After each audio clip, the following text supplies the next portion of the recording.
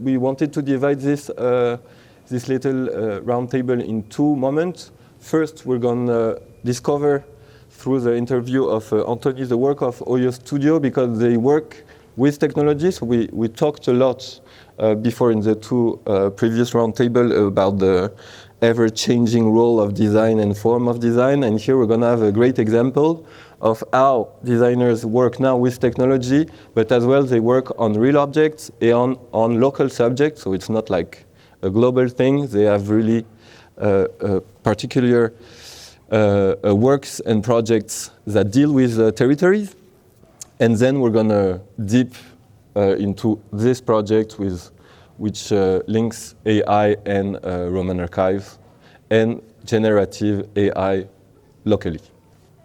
So, Anthony, the floor is yours. Yes, thank you. I hope Matteo and Simone can see the slides. I hope so. That's. Do you hear me? No? Yeah, we can see. Oh, no, yes. Okay, cool. Thank you. So, okay, the first is for you in order to present your work and your studio in a few words. Yeah, okay, yeah, I can present it. Hi. Hi, there is Simone, I am Matteo. We're the two founders of Oyo. Oyo is a design studio. We started 5 years ago, even though we've been working in the fields of design and technology for many years before that. We help big companies, small startups, cultural institutions like mudac to make sense of emerging technologies, future signals, and turn them into real products and experiences. So yeah, we try to make cool projects and objects out of technology, and yeah, I think that sums it up. I don't know if Simone wants to add anything.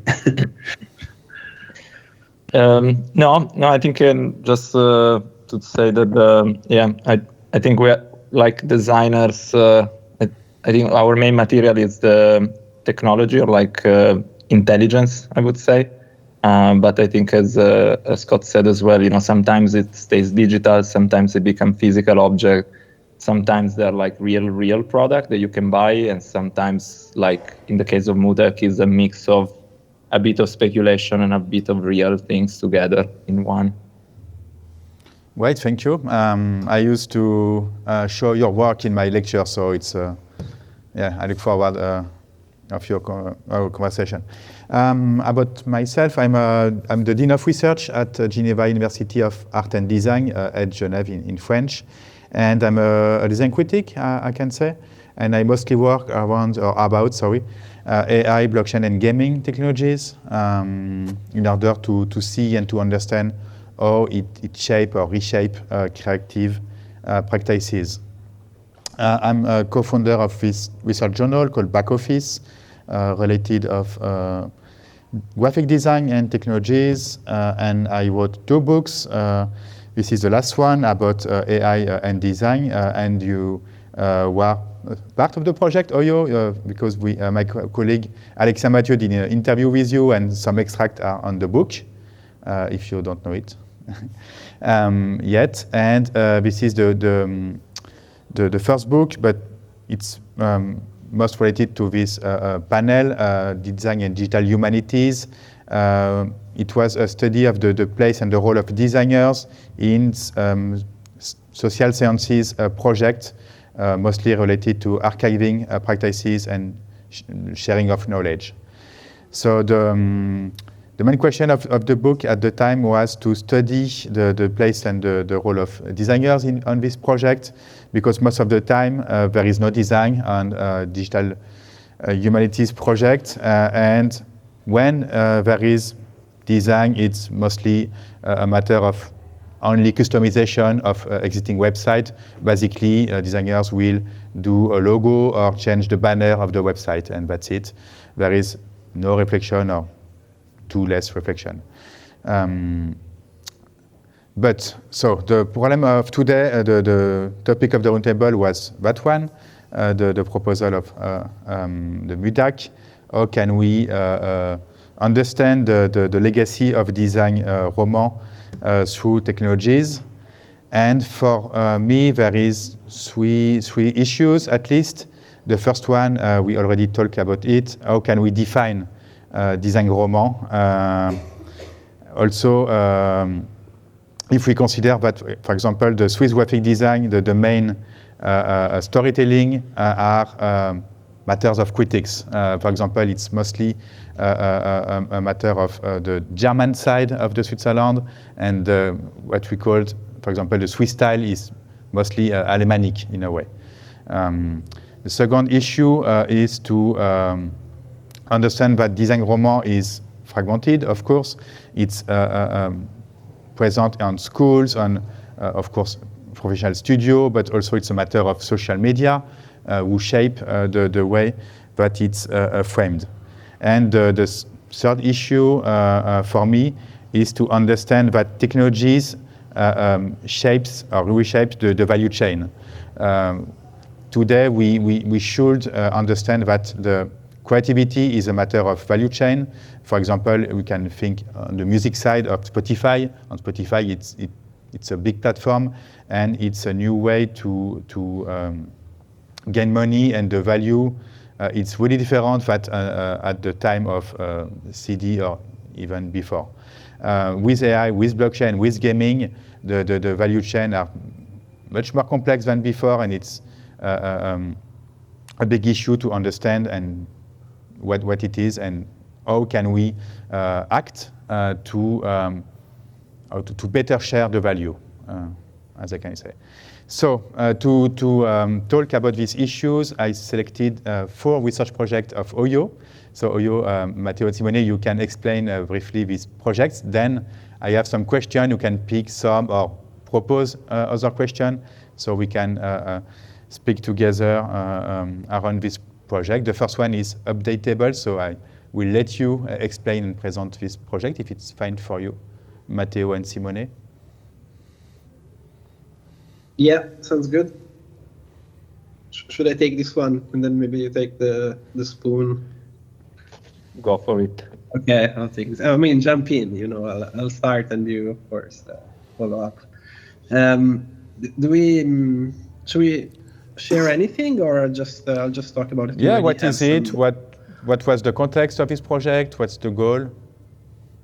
Yeah, I mean, more like in terms of images. Do you have images there, or should I find something? Oh, you can. We have 2 screens here, so I have my picture, but you can add some on Zoom, on Teams, if you want. I think that screen is great because the initial starting point for this was genetic algorithms. So genetic algorithms are mathematical structures that try to imitate how evolution works in nature. So, you know, like Darwin evolution and survival of the fittest and all that. And so that's a natural behavior. And over the years, many scientists and artists and mathematicians try to replicate that in formulas. And we stumbled upon some experiments by Carl Sims, who in the 90s created these objects that are like autonomous machines that basically try to imitate these laws. And so they learn to move, to crawl, to evolve, and they mix with each other. And so they're very rudimentary objects. And then even now with AI, there are many experiments on agents. There are papers with DeepMind, even in 2019 even, where they, without programming anything, they had these creatures that start to walk, they start to move around without being explicitly programmed. And so that was the big inspiration. But the brief came from IKEA and their innovation center called Space 10. And they asked us, how can we approach sustainability for IKEA? And so for us, being inspired by that world of genetic algorithms, instead of, you know, thinking about, oh, let's make things out of cardboard or, you know, the classic more sustainability approaches, we were like, why don't we design furniture that evolves? So instead of like, when it's at the end of its life, instead of being discarded, it could have a second life as a different object. And so even because, the house also evolves in a way, maybe you start and you have a partner, and then maybe the partner changes, maybe you have a son, and, so the people in the house evolve, and so also the furniture around you evolves in the same way. So instead of buying new furniture, maybe your old stuff evolves with you. And this creates also another emotional attachment to it. Maybe, I had this table for 15 years, and before it was a chair, and now it's a table, and so there is a story attached to it as well. And so basically we imagined this virtual collection. We proposed it. They never made it, but a lot of people believed it was actually a real collection. We've been contacted to say, oh, can we buy this stuff? But basically, for example, here you can see l'Ersta, which is the classic lamp from IKEA that after a few evolutions becomes l'Ersta, which is like an influencer setup. And so the idea is that there is a service that you can access, let's say, from your phone, and you can just take pictures of your existing furniture. You select the evolutions, and then IKEA sends you a box with other IKEA parts from other pieces of furniture, and you can assemble it and create these unique pieces of furniture. And the very powerful thing of this project is that these objects you see are not designed by a human. They are designed by an algorithm. So this lamp was not designed by a human. Also, if you see the other pieces in the collection, you can go next. Yes. Yeah, like this. Go. Yeah, so I thank you. I have 3 questions that I wrote. The first one is to know if the brands should become kind of softwares, because a software, you can update it every time, and it's made of modules in a way. So there is some examples in the past and still today, but do you think it's a model that can be more present in the society, so to sell no finished product but components? So you can choose this question or another if you want. The second question is to know if the legacy exists if it's not updated, because if it's not updated, at the end it will be forgotten or it will be dead. And the last question, it's a little bit tricky. It's to know how to manage copyrights in such a project like this. I'll try to answer with all the 3 in once. That's just Sorry? because why not? I'll try to answer all the 3 questions in one answer. Yes. You can pick only one if you want. I will. No, so I think the one thing about modularity and things that can be fixed, the problem is not whether, many companies tried, many products tried. The problem is humans. Like, people suck at, people don't want to change things. They don't want to fix things. You don't want to be bothered, because we want things to be flawless and comfortable. So in some way, what we propose here is that the object itself somehow wants to evolve, and in that way, it wants to update, and it's going to be sustainable as a byproduct. Because the problem with modularity is not that it's not possible; it's just that people just don't want to deal with it, because you're offsetting the need of making a decision to the person, and the 95% of people don't want to make that decision. So in that sense, it's if the object itself, in a way, like our provocation was that the object itself wants to update, wants to survive, and in that sense, evolution becomes a form of intelligence that helps that. And actually, you create a different type of heritage, because imagine an object that evolved over 5 generations, something that stayed there. Like today, we talked about objects that, you have patina, you have things that, something that feels old that maybe was passed down by generation. But imagine if you actually could keep the history of how an object was hacked and updated for, 20 years. If you could keep where it was, who changed it, why, what happened. So if you can add that digital layer to memory, almost to an object, I think you're going to start to create a whole new idea of what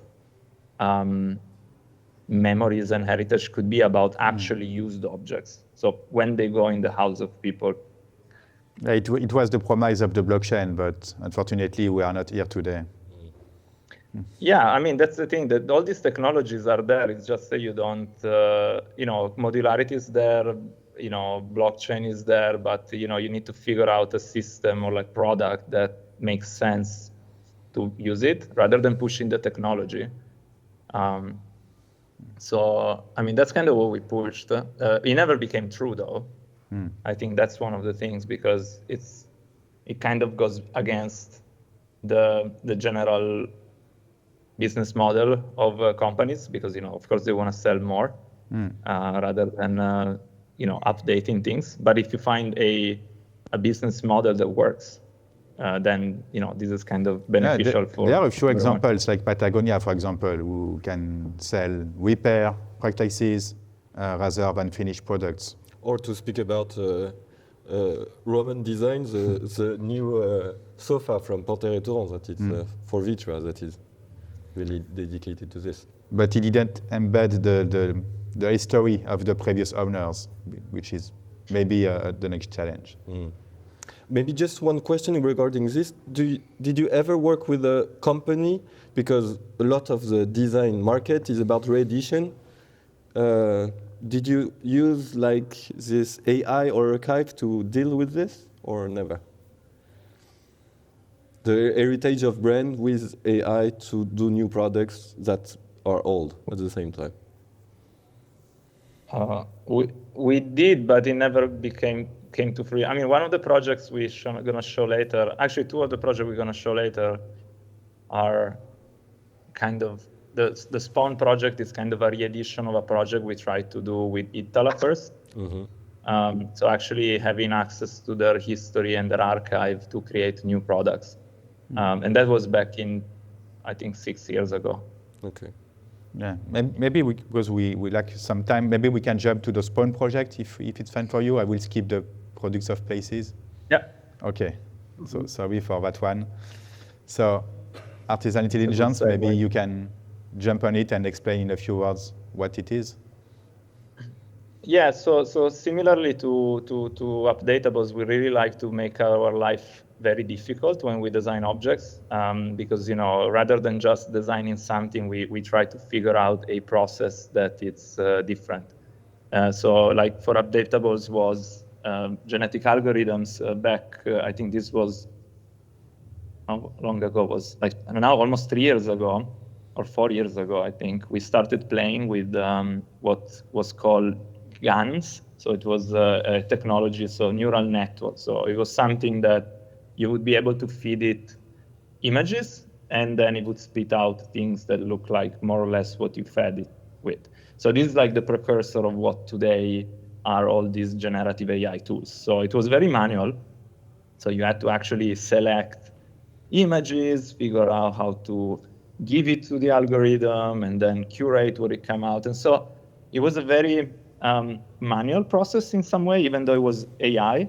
There was a lot of work to be done. And so we decided, okay, what if we create a product where we really use this collaboration? So because you don't really know what comes out of a neural network, in this case of an AI.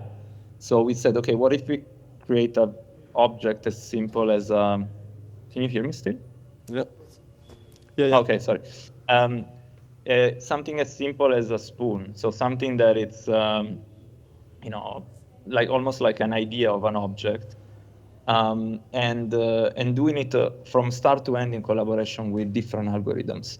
So we basically, what we did for that, we curated our own archive, our own, let's say, history of spoons. So we went through the internet, we went to museums, we took pictures, and we made a very gigantic idea, like a database was called, of spoons. And then we fed it to this algorithm, which started spitting out images. And back then the technology was very raw. So you get a lot of deformation from the images. So you get a lot of what's called like glitches. And so then we used other algorithms to decide what would be spoon enough. So like to say, okay, this feels like 65% spoon. And so then from these images, then we work together with our friend and collaborator Gio San Pietro, there is a kind of a experimental jewelry maker to go from images to 3D models, and then actually working with a silversmith, like a very old silversmith company in Italy, to make them real. So all along the process, we kind of started with an AI. We worked with an AI to select. We created our own digital tools to kind of simulate the creation of a spoon. But then we also worked with craftsmen to kind of add the last step of, let's say, human collaboration. And I think what's interesting about it, it's like that, those things that you see, those images of these spoons, it's really like something that I don't think we could have designed by ourselves. Like the decision was very, you have this deformation down there on the handle, which it came from how the algorithm interpreted images. And we saw it, and it somehow became something that could be a feature. We don't know what it can be used for, but that's something that couldn't probably happen if we truly thought about it and we sat down, designing ourselves. And so I think it's very interesting, this sort of non-deterministic also approach to design. We were more like curating the process. So we curated the database, we curated the results, and we somehow chaperoned the process. So Matteo and myself, I don't think we ever touched a single design tool during this project. Here is my question. So can we say that data sets could be a reflection or not of a culture? And if yes, which culture? Because, for example, the web is mostly Occidental and North American. So it's a challenge for design roman to be featured in a data set. How can we archive, from the museum point of view, how can we archive that kind of project? Because the data set is evolving. It's always updated with new data on the web. And if we collect these spoons, can we collect the algorithm? And if yes, how? It's a big challenge. But it's just the same kind of question that with the net art. So it's a very old question on the art field. But still, it's a challenge for the mudac, for example, if you want to collect this, because the tangible object, it's not the most interesting thing. And the last question, how can we embed gestures or practices into AI? Not only shapes, but also gestures, for example, the craftsman worker, or the life of these spoons, because people use spoon in a lot of ways, and here you only collect shapes of spoons, but not practices. So it could be a next step if it's possible. I don't know how. Maybe we have to collect maybe films or do field studies in order to integrate that kind of approach. Good luck with that. Maybe I could start from the data set.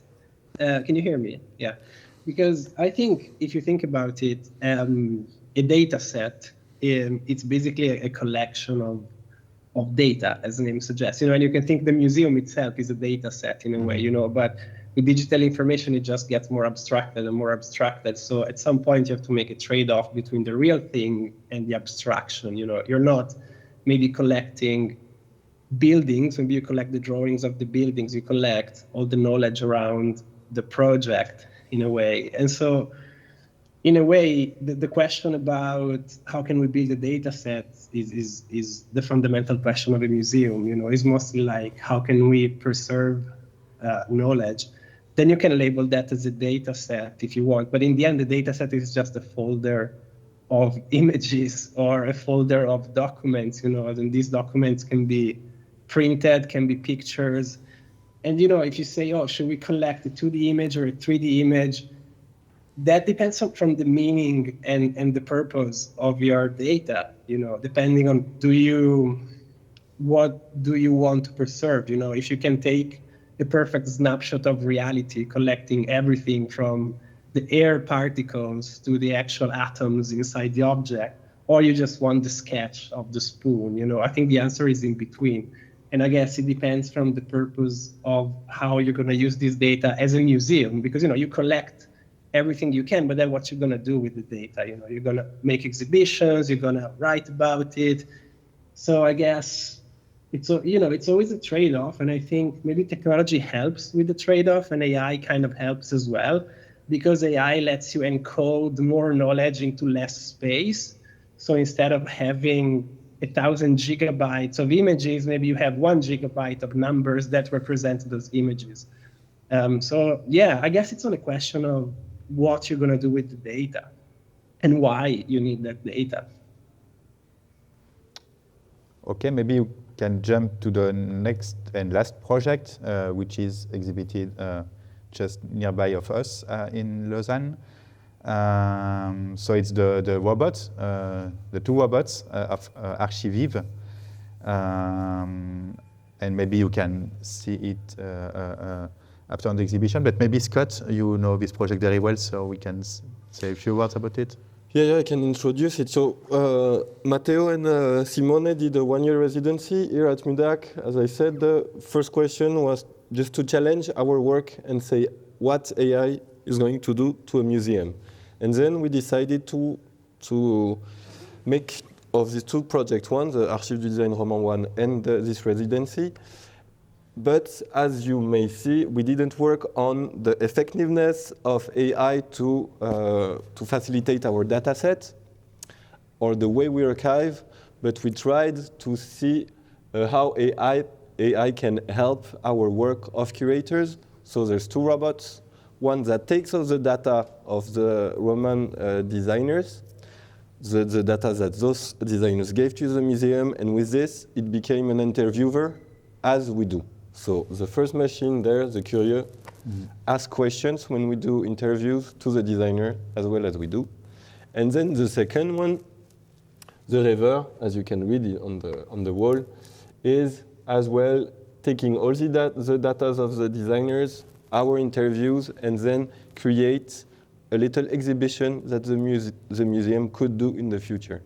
So they create the graphism, the poster, as you can see, but as well they choose the title and the curatorial approach. So it's kind of challenging our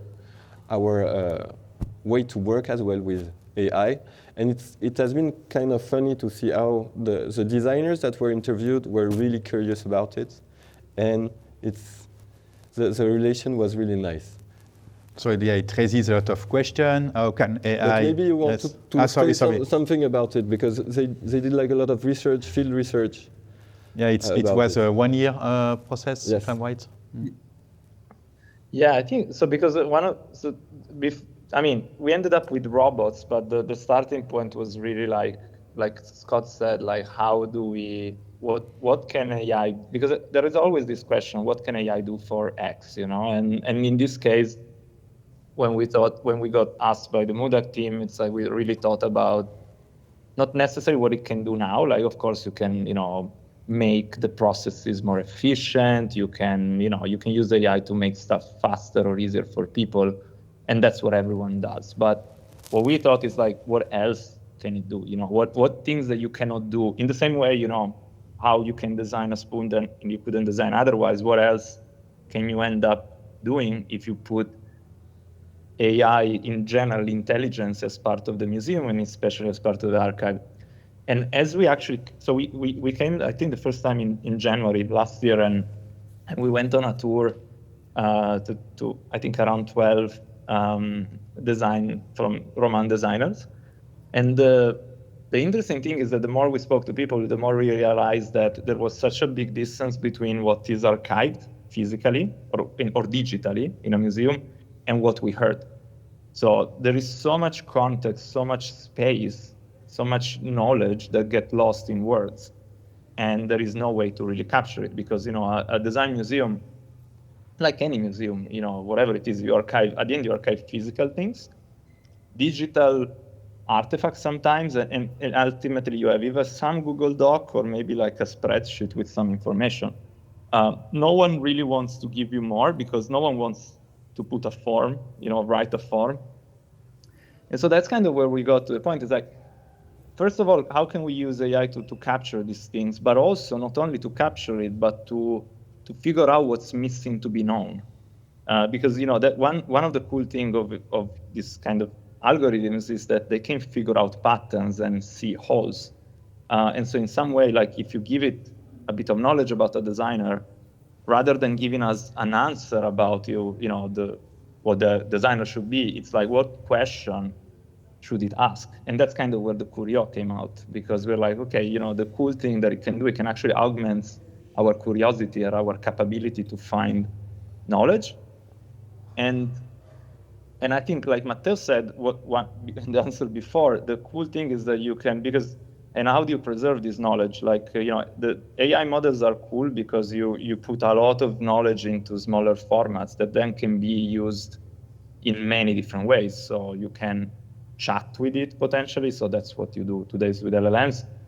But that's what we thought, okay, but we can also do other things like Scott said, like, for instance, we can make it imagine exhibition. But this was just one of the potential outputs of this project. I think the core, that we are trying also to challenge with this is that we are trying to find that there is a new format of knowledge that needs to be taught about. So at the end of the day, we created AI models and data sets for each of these designers, which can be preserved, but we don't really know how yet. I mean, do we actually need to make a physical thing for this? So we don't know yet, and so that's a question that still needs to be answered. And the other thing is like, what else should a design museum keep? And I think, like you said, Anthony, as well, there is so much knowledge about objects that get lost, not only from designers, but also from people in the real world, Like a design object at the end is not an art object. It's something that is used. So part of the memory, the knowledge, the heritage of an object should also come from the real world experience. And I don't know whether those are Amazon comments or comments on design blogs for people. So we don't know yet where to find that information. But I think it's really important to understand that there is so much more than just the bio and because when we do this project ourselves, we want to curate the answer, but at the end it would be interesting not to really curate the answer, but to add whatever we are saying or whatever someone else says about our project as all part of the same, let's say, archivable know-how, knowledge about a particular thing. That would be a lot more interesting than, writing very good copy. Maybe you should look at the oral history. It's a method in sociology where you address people, not only the main people, but also the workers, the end users, and so on, in order to reshape the main discourses. So these are my last questions. How can AI can redefine the concept of archive? Are archives useless if they are not updated? And how can we use AI to study these archives? And do we have to embed design roman into dataset in order to archive it and save it in the long term? Because it's a little bit complex to explain in English, so maybe I will try in French. So, vous connaissez sans doute le concept de référencement. C'est comment on optimise des sites web pour qu'ils soient plus présents dans les moteurs de recherche. Et en fait, la même question se pose avec aujourd'hui les datasets d'IA. Il y a des marques qui volontairement vont mettre des données dedans, plutôt que de protéger leurs données, pour que du coup, quand vous tapez Balenciaga, ce soit bien quelque chose qui ressemble à Balenciaga qui arrive. Donc c'est une nouvelle façon d'optimiser la présence des marques dans les IA. C'est assez étrange.